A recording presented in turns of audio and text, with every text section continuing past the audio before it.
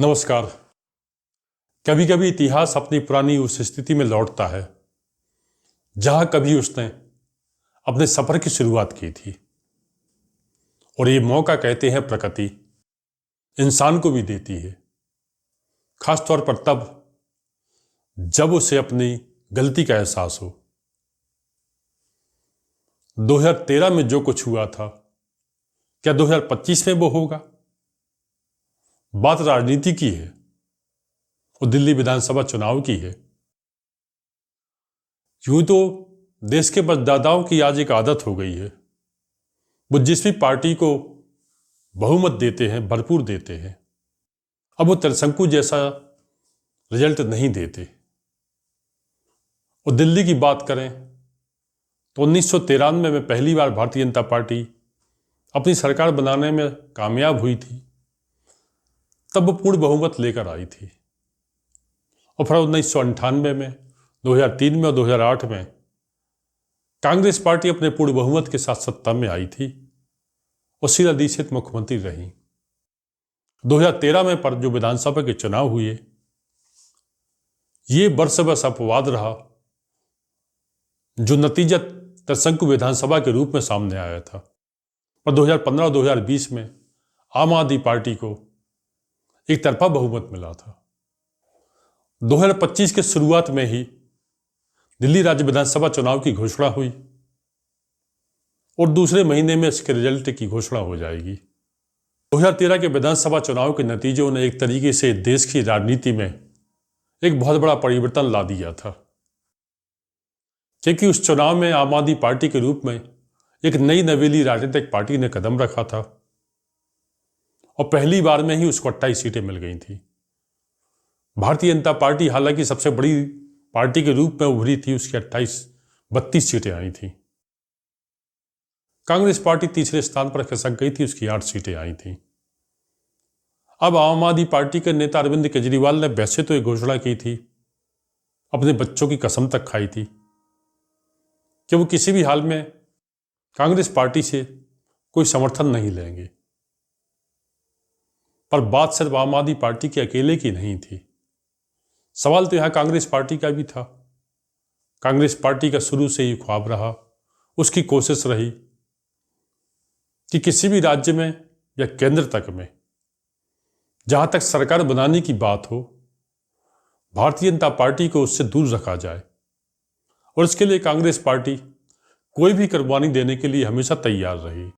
दिल्ली में भी कांग्रेस पार्टी ने आम आदमी पार्टी को अपना समर्थन दिया था। आम आदमी पार्टी की पहली बार सरकार बनी थी और उसके नेता अरविंद केजरीवाल मुख्यमंत्री बने थे। हालांकि 49 दिन बाद अरविंद केजरीवाल ने इस्तीफा दे दिया था और राज्य में राष्ट्रपति शासन की घोषणा हो गई थी।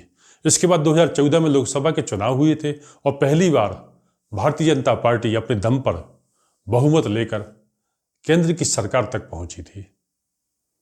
यानी 2013 साल एक ऐसा साल रहा जिसमें देश की राजनीति ने एक ऐसी करवट ली जिससे कई राजनीतिक पार्टियों के किस्से उलट पलट गए।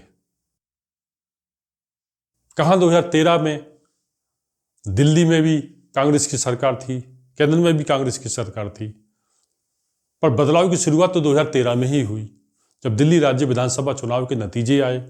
कांग्रेस पार्टी सत्ता से बाहर हुई, फिर वो केंद्र की राजनीति से ही बाहर हो गई। अब 2025 में फिर विधानसभा चुनाव हैं। इन चुनाव के नतीजों में कांग्रेस पार्टी ये आशा कर रही है कि समय एक बार फिर से अपनी वापसी करता है, इतिहास अपने आप को दोहराता है। तो 2013 वाला रिजल्ट क्या 2025 में आएगा? कांग्रेस पार्टी के कुछ नेता यही मानकर चल रहे हैं कि जैसे 2013 के विधानसभा के चुनाव नतीजों ने जो रिजल्ट आए थे, उसमें भारतीय जनता पार्टी सबसे बड़े दल के रूप में उभरी थी। दूसरे नंबर पर आम आदमी पार्टी थी और तीसरे नंबर पर कांग्रेस पार्टी थी। आज कांग्रेस पार्टी ये आशा कर रही है कि भले 2025 के विधानसभा के चुनाव नतीजे जब आए तो भारतीय जनता पार्टी पहले नंबर पर हो, पर दूसरे नंबर पर कांग्रेस पार्टी हो और तीसरे नंबर पर आम आदमी पार्टी हो। अब यहां पर जब सरकार बनाने की बात आए तो कांग्रेस पार्टी अपनी सरकार बनाए, आम आदमी पार्टी अपना समर्थन दे, ताकि 2013 में कांग्रेस पार्टी ने जो गलती की थी क्योंकि कांग्रेस पार्टी ना ही आम आदमी पार्टी को अपना समर्थन देती, ना ही उसके नेता अरविंद केजरीवाल दिल्ली के मुख्यमंत्री बनते, और ना ही कांग्रेस पार्टी को ये दिन देखना पड़ते कि दिल्ली में 2015 की बात हो, 2020 की बात हो, वो कोई भी विधानसभा सीट नहीं जीत सकी।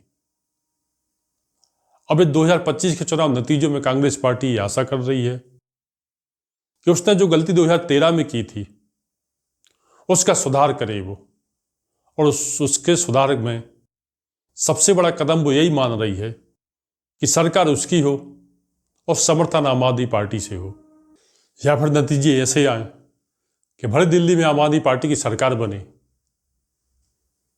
उसका कोई नेता मुख्यमंत्री बने, पर पूर्व मुख्यमंत्री अरविंद केजरीवाल खुद अपनी विधानसभा सीट से हार जाए।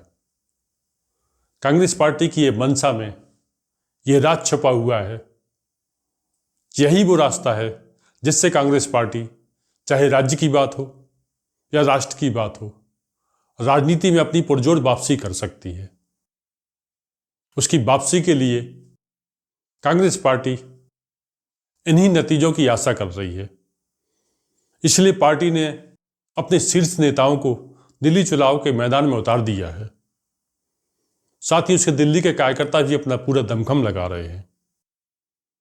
ऐसे में जब आम आदमी पार्टी को दिल्ली राज्य के विधानसभा चुनाव में पूर्वानुमानों में पहले नंबर पर माना जा रहा है, दूसरे नंबर पर भारतीय जनता पार्टी को, और कांग्रेस पार्टी के बारे में आम आदमी पार्टी से लेकर आम लोग भी ये व्यंग करते हैं कि वो तो मुकाबले में कहीं है ही नहीं। पर कांग्रेस पार्टी मैदानी स्तर पर अपनी इसी तैयारी में लगी हुई है। बहरहाल 2025 का ये पहला चुनावी रिजल्ट क्या कांग्रेस पार्टी के लिए अच्छी खबरें लेकर आएगा, इसके लिए 8 फरवरी तक हमें इंतजार करना होगा। नमस्कार।